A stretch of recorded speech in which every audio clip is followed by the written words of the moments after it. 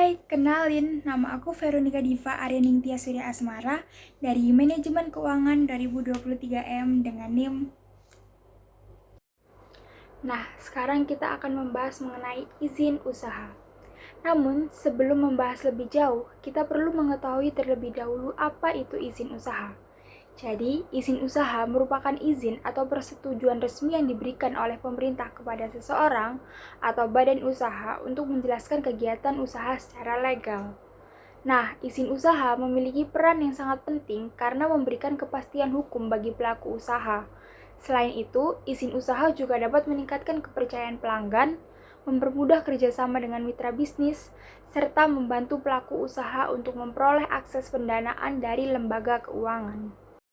Kemudian, apa aja sih jenis-jenis izin usaha? Jadi, izin usaha itu ada beberapa.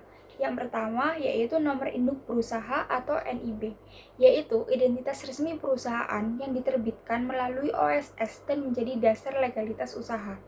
Kemudian yang kedua ada sertifikat standar, yaitu bukti bahwa usaha telah memenuhi standar yang ditetapkan pemerintah sesuai tingkat resikonya. Kemudian yang ketiga ada izin usaha, yaitu persetujuan pemerintah untuk menjalankan kegiatan usaha tertentu, terutama yang berisiko tinggi. Kemudian yang keempat ada izin lokasi, yaitu persetujuan penggunaan lahan atau lokasi untuk kegiatan usaha. Kemudian yang kelima yaitu persetujuan lingkungan, di mana bukti bahwa usaha telah memenuhi kegiatan perlindungan di pengelolaan lingkungan. Kemudian yang keenam ada persetujuan bangunan gedung atau PBG, yaitu izin untuk membangun, mengubah, atau memperluas bangunan usaha. Kemudian yang ketujuh ada sertifikat layak fungsi atau SLF,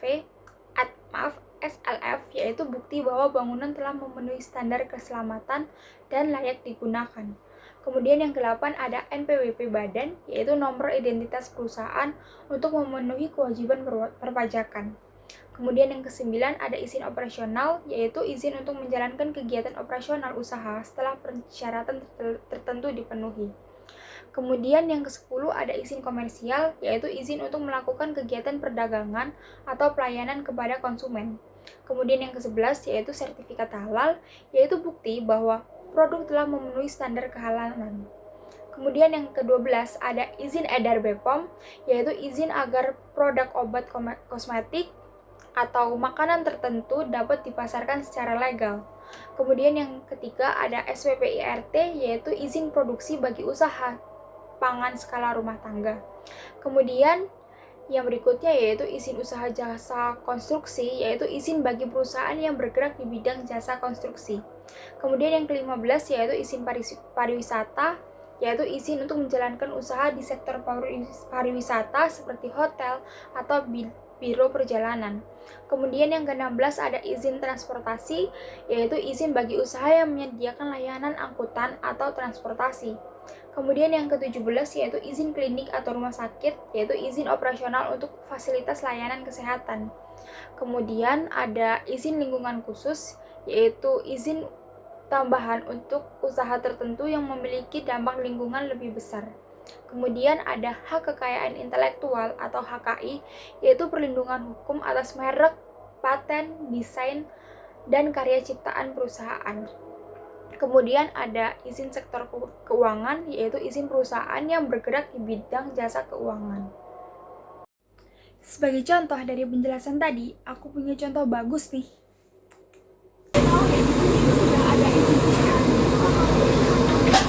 Izin usaha itu baru kita bikin tahun 2010-an ke atas. Sudah kita udah punya siok kalau di sini namanya. Kalau manfaatnya ya untuk kejelasan berkas-berkas atau dokumen ini bahwasanya kita berwarga negara itu jelas ada badannya untuk bayar pajak untuk atau apa itu jelas ada itu aja sih kalau untuk siup ya. Manfaatnya juga kalau kita lagi krisis finansial, kadang salah satu yang buat jaminan itu siup kadang itu diminta. Kita kalau nggak punya itu kan kita nggak bisa kur misalnya atau itu kalau dari segi keuangan itu, kalau dari segi perizinan kita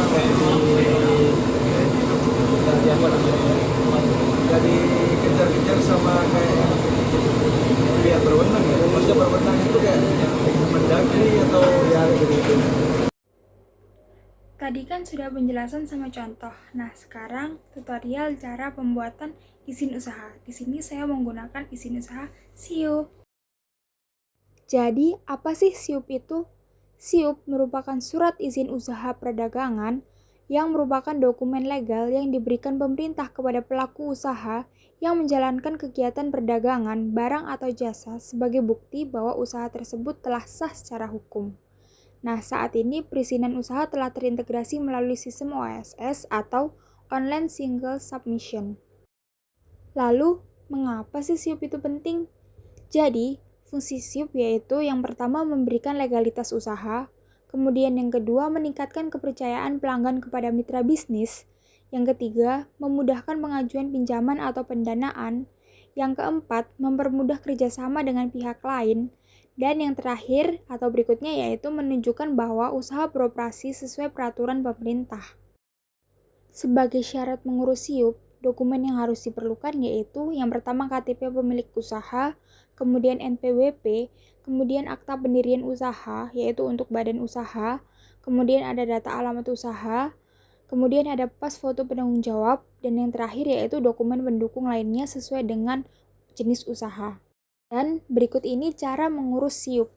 Yang pertama yaitu membuat akun OSS, yang kedua login ke sistem OSS, yang ketiga mengisi data usaha, yang keempat memilih KBLI yang sesuai, yang kelima mengajukan perizinan usaha, dan yang terakhir yaitu mendapatkan nilai NIB dan izin usaha secara elektronik.